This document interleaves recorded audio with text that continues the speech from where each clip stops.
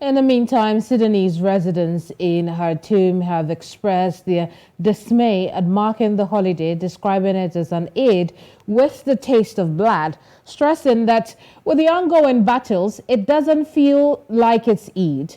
Khartoum was rocked by explosions and clashes for the sixth straight night.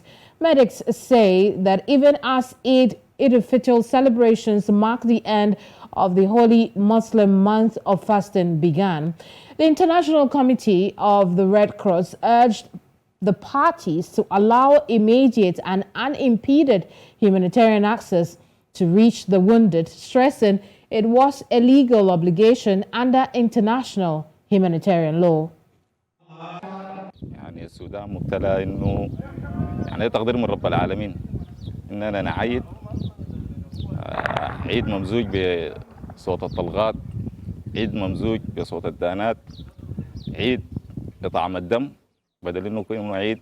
يعني كنا نتمنى العيد يكون بحلاوه العيد، بكعك العيد، بفرحه الاطفال، بالتهنئه، يعني الناس الماشيه يهنوا القرايب. حاله العيد يعني مع الاحداث الجاريه دي كانت ما عندها طعم، واواخر رمضان كلها، ولكن الحمد لله الامارات وكله بإرادة ربنا سبحانه وتعالى. ولكن برضو لا بد من انه كان الحاصل ده كان يحصل، لانه بلد بالراسين ما كان بيمشي، يعني ما اصلا جيشين ما بيمشوا بلد.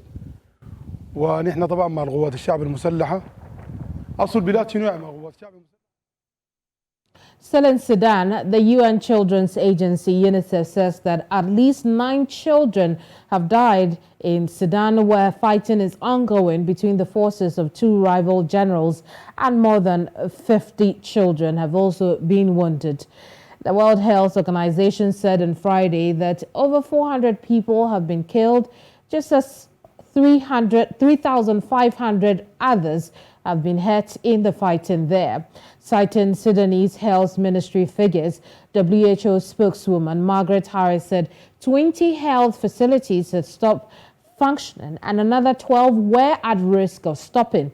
UNICEF spokesman James Elder also warned that the fighting was putting at risk the cold storage of more than $40 million worth of vaccines and insulin due to the breaks in the power supply and fuel shortages. I have reports of at least 9 children killed, at least 50 have been injured. Those numbers will continue to rise as long as fighting continues. Really important to remember this fighting, as many of you will have seen, also means that you've just got large numbers of people trapped, so they haven't got access to electricity and they're terrified of running out of food, of water, of medicines. Humanitarian assistance is critical. Now, UNICEF and our partners, we can't provide that support when the safety and security of staff is not guaranteed. As the UN Secretary General has been saying for a week, we need forces to immediately cease hostilities, for all parties to, respect their international obligations to keep children safe from harm. Meanwhile, the United States is preparing to send a large number of additional troops to its military base in Djibouti in case of an emergency evacuation of American citizens from Sudan. Forces commanded by 2 previously allied leaders of Sudan's ruling council began a violent power struggle last weekend that has so far killed more than 330 people, tipping a nation reliant on food aid into what the UN calls a humanitarian catastrophe. Djibouti, a tiny nation of about 1 million people, has become essential to U.S. operations in Africa and the Middle East. Now, White House spokesperson John Kirby said President Joe Biden ordered the pre-positioning of military forces to be ready, adding he was closely following developments. Yes, he's been obviously following this very, very closely, the events in Khartoum and in Sudan. He has been in touch with his national security team regularly since the violence started, and he authorized the military to move forward with pre-positioning forces and to develop options in case, and I want to stress right now, in case there's a need for an evacuation. When did you authorize that, today? Or? No decision to evacuate anybody now has been made. It's just really about prepositioning military forces. If and when there's a decision to move towards some sort of military evacuation, then we'll have more to say about that at the time in terms of size, scale, scope, and what we're doing. But right now, the best thing that can happen is for the fighting to stop, for the two sides to lay down made on that. The focus right now is on urging both sides to stop this violence, to abide by a ceasefire, to allow humanitarian aid to get to people that need it. I mean, there's already shortages of food. Let's also tell you that German Foreign Minister Annalena Baerbock has addressed the unstable situation in Tunisia and Sudan during a press conference with her Spanish counterpart, José Manuel Álvarez Bueno. Baerbock warned against Tunisia backtracking on the fundamentals of its democracy after the arrest of opposition leader Rached Ghannouchi this week. Now, Baerbock acknowledged Tunisia was confronted with a difficult economic and social situation and said the European Union did not want to leave the Tunisian people alone to grapple with it. She said it was imperative that the Tunisian government does its part to ensure a successful end to the talks with IMF. Baerbock added that the people of Sudan have been trapped for a week. Gleichzeitig ist Tunesien mit einer schwierigen wirtschaftlichen und sozialen Lage konfrontiert. In dieser kritischen Phase wollen wir als Europäer die tunesische Bevölkerung nicht allein lassen.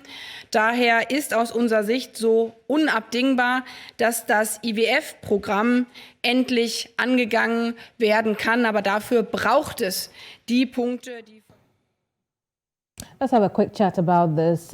Joining us now is Sami Hamdi, who is Managing Director at International Interest. Sami, good evening to you and thanks for joining us here on the news. Now, thank you for having me. Absolutely. Now, tell us, Hamdi, how did Sudan get to this point where the army and the paramilitary are fighting for control of the country?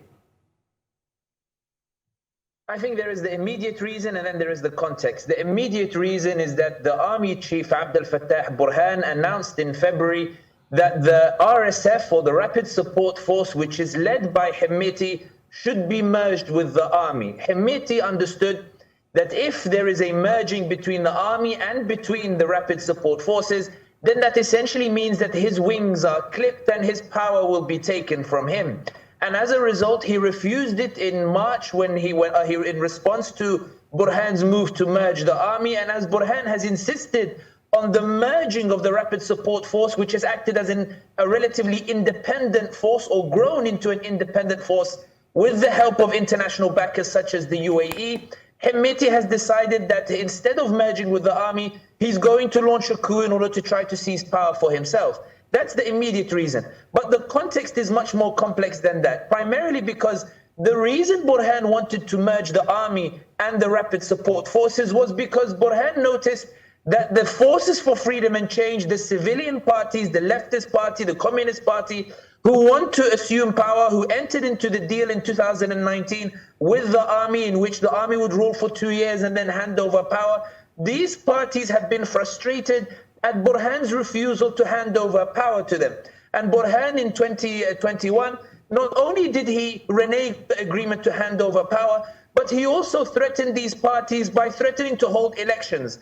And these parties believe that if elections are held, they will be sidelined politically. And this is why they were willing to enter into renegotiations with Burhan and use the US and the UAE and other international powers to pressure Burhan into an agreement last December in which Burhan would hand over power to the civilian parties. Burhan navigated his way out of that agreement by announcing in January that more civilian parties should be engaged in the negotiations, essentially widening civilian participation to dilute the power of the Forces for Freedom and Change, to dilute the power of the leftist and communist parties who want to essentially rule instead of Burhan. And these civilian parties became frustrated at Burhan's move to engage more civilian parties, and they rallied around Hamdi, leading Burhan to move to try to merge Hamdi's forces with the army. So this is the context and the immediate reason why there is fighting. But Hamdi knows that if he does not launch a coup now to seize power, then the army will insist on this merger and he will effectively be sidelined politically. This is where we are now. I just want to ask also, there are talks about, or rather threats to arrest Hemeti. How significant are these threats? How seriously can these threats be taken? And what could it do to the current situation in Sudan right now? I think to put it in very simplistic terms for the viewers who are listening, Sudan has become into a situation whereby you have a national army and you have another military force operating outside control of the army. It's the equivalent of having the army of Nigeria and having a militia that operates outside the control of the army. No nation can accept two independent military forces. There can only be one. And I think that when we're looking at the idea or the calls to arrest Hemeti or the like, this is what has compromised the idea of mediation. People are talking about mediation between Burhan and Hemeti as if these two military powers are both official institutions that are equal to one another. And that's dangerous primarily because it essentially officializes Hemeti's militia that he's trying to use in order to seize power. And this is the reason why Burhan is keen on crushing Hemeti. It's not just that Burhan wants to hold on to power or that Burhan is concerned he will be pressured with regards to handing over power. But it's primarily about this idea that Sudan has been preserved primarily because the army institution has been strong. What Hemeti presents is for the first time a genuine threat to the power of the army, to the influence of the army, with his presence of this militia that has been supported internationally. And this is why Burhan is keen to arrest Hemeti, to merge rapid support forces and prevent that force from operating outside the control of the army. Sami, what we see in Sudan is one big mess that is unfortunately leading to, loss of lives there. But what would it take to end all of this? That's a very important question. I think what's important to note about Sudan is that when Omar al-Bashir was toppled by Burhan and Hemeti, there was a chance to go to elections. There was a chance to get the Sudanese to vote for parties, to enter into election and establish a mandate for a transitional government to lead Sudan.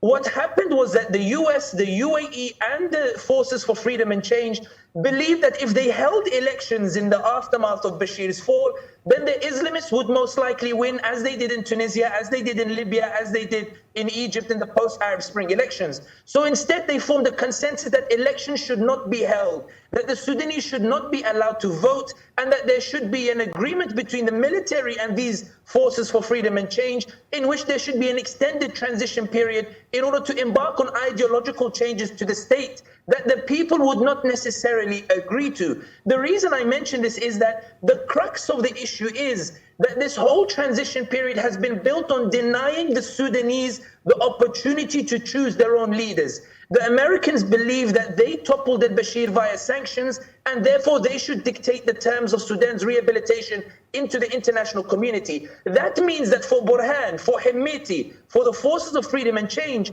it's not important to win over the Sudanese people. Right. It's important to win international backing. It's not important to respond to the aspirations of the Sudanese people. It's about responding to the terms of Washington, which include normalization of ties with Israel, which include removing Islam from the constitution, which includes giving greater autonomy to regions that want to encourage separatism to break away from Sudan. And that's the crux of the issue. So, and it leads me to answer your question directly, which is, the solution to Sudan is let the people vote, let the people choose their leaders, establish a mandate for a transitional period that cannot be disputed, and let that mandate lead Sudan through a democratic transition to a democratic state. Without this mandate, we are destined to decide the rulers by the barrel of the gun, as opposed to electoral freedoms. Sami, I wish we had more time to continue this conversation, but I'm afraid we'd have to end it here for now. But we'll put a pin in it and see what's happening in Sudan. We'll talk again some other time. Thank you very much for having me.